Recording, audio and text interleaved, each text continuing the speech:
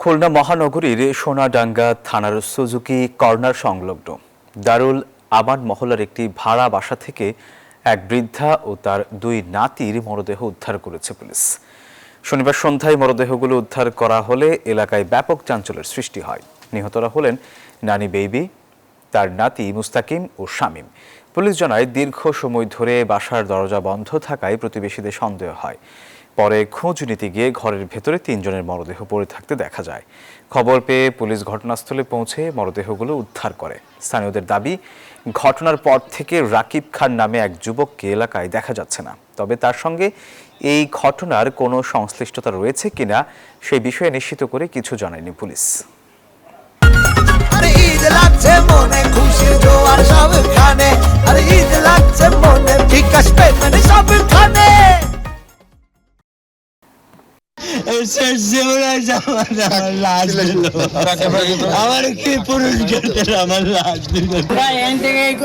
কুরবানির গোশত হয়েছে আমরা দেখেছি। আসরের পরের থেকে ওই ঘরের ভিতরে রান্নাবাড়া করেছে, এরপরের থেকে আর পরের দিন সকালের থেকে ওদের আর দেখা যায়। এটা নিয়ে আমাদের টিম কাজ করতেছে। এই রহস্য আমরা খুব অচিরেই আমরা আপনাদের সম্মুখে দিতে পারবো। এটা একটা পারিবারিক দ্বন্দ্ব। আমরা যতটুকু বুঝতে পারছি যে সন্তান যারা মারা গেছে তার মা এবং ছেলের মার কাছে আমরা শুনতে পাচ্ছি যে এটা স্বামী স্ত্রীর সাথে দীর্ঘদিন জ্ঞান চলতেছে।